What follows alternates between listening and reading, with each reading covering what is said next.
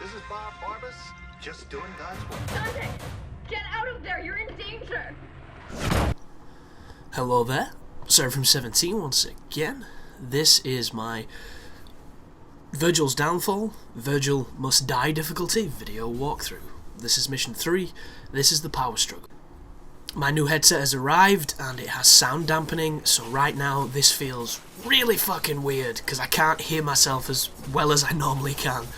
So I do apologise if my audio's up and down, because I can't really assess the volume of my voice. It's very strange, but excuse me. This is the new DLC.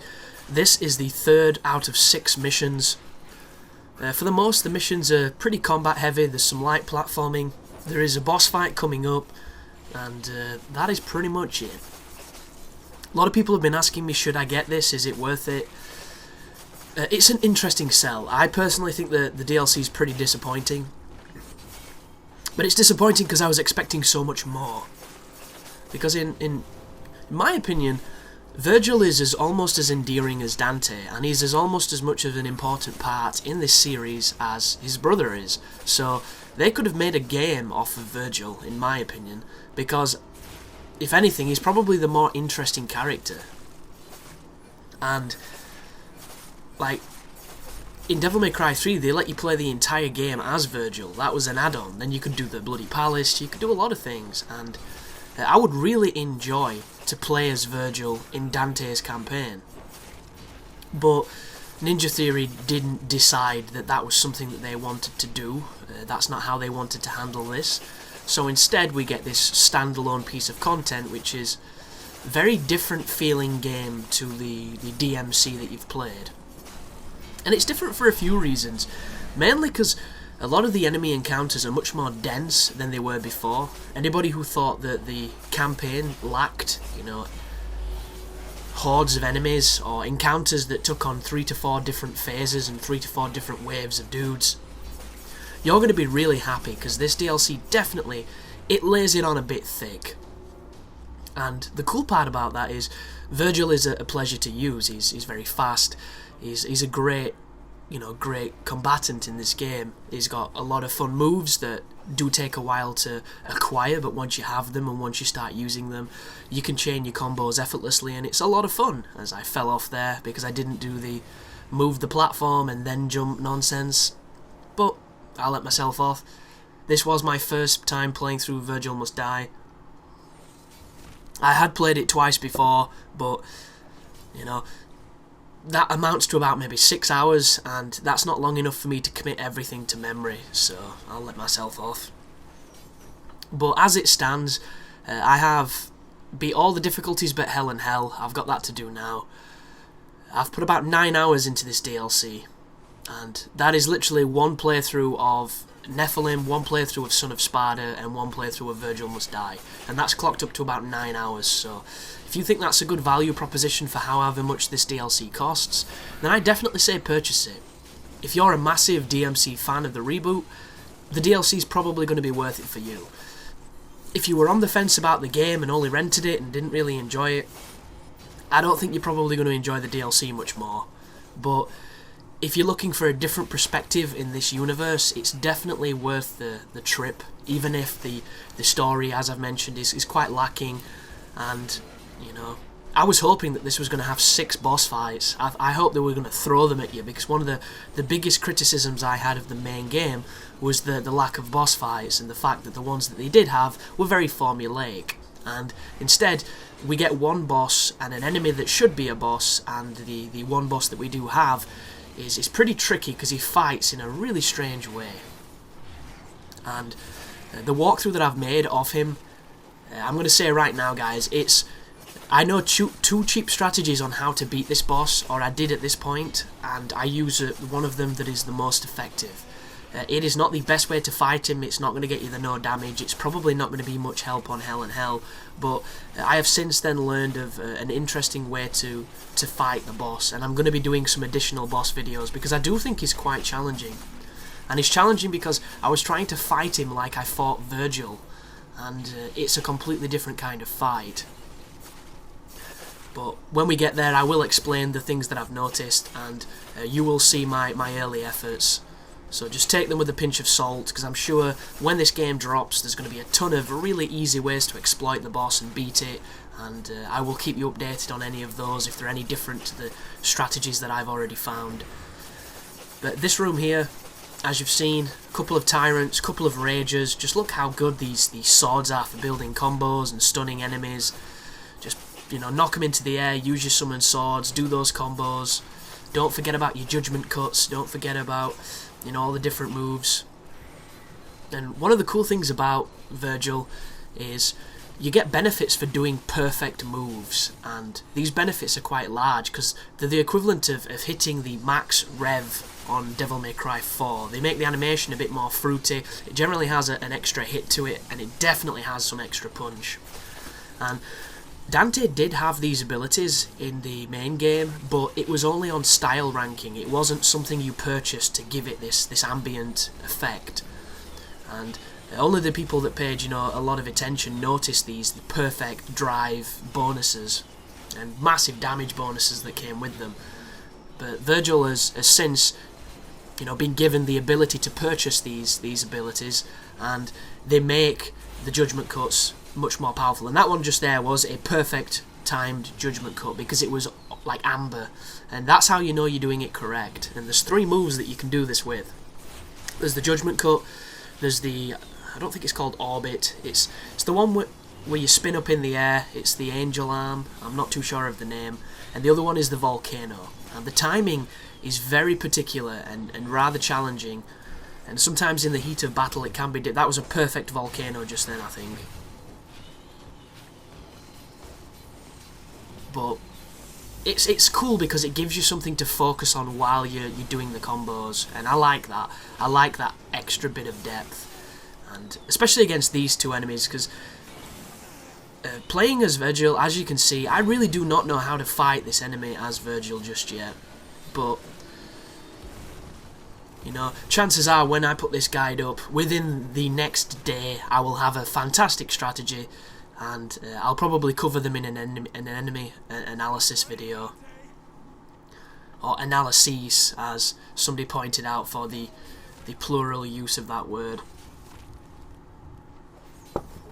Because what tends to happen with these videos is the guides I make are generally on the very first day of me having the game, because I try to make them as quickly as I can. The luxury is I've generally played them 2 to 3 times, so my knowledge and my abilities is usually up to the standards of you know, making a competent walkthrough. And then when the walkthrough's out on the internet, lots of people point out things that they think I don't know, and by the time that they've pointed it out, it's something that I'm already well aware of. And it's not a bad thing, it's just the culture of people trying to leave tips and advice. So one way to fight, you know, these inevitable situations of people pointing out the obvious 1,000,000 times is I go back in and I do boss analyses, I do, you know, enemy analysis, I do lots of stuff. And I don't know how much of it I'm going to do for this, because I've got to be straight here with the folks who enjoyed the Devilmaycry content. This Vergil stuff is really fun, and I am enjoying it, but there's a part at the back of my mind that's kind of feeling the burn. I'm kind of done with this game. Like this content, I'm definitely going to play it a couple more times. I'm going to get all the achievements. I'm going to do those videos that I've mentioned. I'll probably triple S Vergil Must Die mode. But I think once I've done that, you know, you're not going to see much more from it, because it's not that it's not fun, and it's not that it's not good, but I don't know, I don't feel challenged by the main game. One of the cool things about this is Vergil's Downfall, it's tricky. And it's tricky because you're fighting enemies that you understand, but you're using moves that you're not quite comfortable yet with. And it's almost like a puzzle. It's almost like figuring out the best and most effective way to approach these situations that, you know, if you were playing with Dante, you could do them very easily. And to Ninja Theory's credit, they've tweaked the scoring system. The scoring system now degrades, and it's not easy to get ridiculous amounts of points, so they're actually rewarding skill rather than just, you know, not taking damage. They've They have patched the demon dodge so that it's not the all-powerful, you know, world-ending ability that it used to be, but that has absolutely no relevance in this campaign because Vergil doesn't have it. And when I did play this game, I was a heavily, you know, focused demon dodge user because it gave you the best points, it gave you the best damage, and when I'm going for you know, these higher rank games, when I'm going to try and get these destruction performances, I'm gonna use the most powerful things I can, and those techniques were that. And Vergil doesn't have them, so you come across these situations where, don't get me wrong, I'm not saying he's weak. He's not weak. This guy is a monster. In fact, I think Vergil in Dante's campaign would be unstoppable because there are few encounters in that campaign what puts you against the kind of enemies it puts you against in this. For instance, this will actively put you against two of the crank enemies and a witch, which I don't think it ever did on the other game. There might not be any dreamrunners, but these crazy wisp guys are effectively a fancy new version of the dreamrunners because they're evasive. They're not quite as dangerous, but they're a flying equivalent. And Vergil just destroys everything. It's just the simple things he seems to have problems with, and those problems are not the character or the game, they're just my knowledge of knowing how to beat them. Like the wisp, when he does this, when he starts to move and he does the spinny wind, it means he's going to do an attack, so you can just dodge to get away from that. It's quite simple, but when he's gold, you can't do the teleport to him, so getting in the air and starting to hit him can be quite tricky because Vergil doesn't have an effective double jump. He has a jump and then he has the teleport move, and you can get some real height with it, don't get me wrong. I'm going to get hit here. Oh wow, I thought he was going to clip me. And you can get some height, but it's not as precise as I would like, which is why the angel pull and the demon pull for Vergil are so useful. And when those wisps do take damage and they get into the final phase of their life, you can't do it. So you get into these hilarious moments where you're trying to get to them and they hit you because you couldn't quite get there. And it's all conscious design, and it's just something that you've got to put up with, and you've got to learn to, you know, to counterattack. Sorry. But a little tip here for people that are struggling: if there's any enemies that you don't like, as long as they're not flying, because the flying ones don't seem to follow this rule. But for instance, if you don't like the shielded Stygians, those heavy guys, if you don't like the Ragers, if you don't like, you know, sometimes it works with the witch, but she has to be stunned.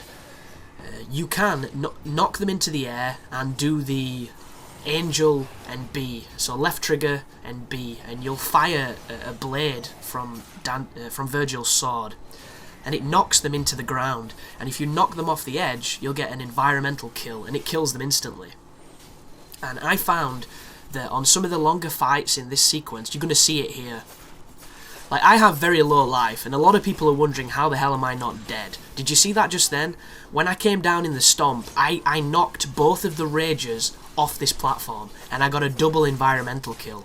It wasn't intentional, but it proves if you don't like an enemy and you're close to an edge, you can knock them off, and you will kill them instantly regardless of life. So that just then is the most optimum way of getting rid of those two Ragers. And then we just have to kill the witch, and yeah, very low life, which is something I will point out. Vergil's Downfall is harder. It's harder because the balances and the tweaks have definitely taken effect in this, and it makes it more demanding on you. For instance, in Dante's campaign, there was a lot of life in the arena, so if you took damage, you could hit one of those green slugs and it gave you life back. I don't think I've seen a single one of those in this at all, so they've completely gone back on that philosophy. And then the Deviltrigger, it just doesn't heal you like it used to, and that is a good thing because it forces people to be punished, and it also forces you to play better, but at the same time, it makes it so that using the doppelganger, unless you just need, you know, a lot of damage really quickly, is never really necessary. And I never really use Deviltrigger as Dante. The only reasons I use it as Vergil is because the summon swords are just so much fun to use. But there is my results page, and if you're wondering We never saw an area where you died, or it looked like you fell off and died, or anything like that. There was no edit there, guys. A subscriber photobombed the start of the video, so I retried, and I forgot on this game, when you retry or restart a checkpoint, it counts as a death. And be careful if you're going for ranks and you're restarting. You have to restart the level, not the checkpoint, and I forgot that, so... But anyway, thanks for watching, and you take care now.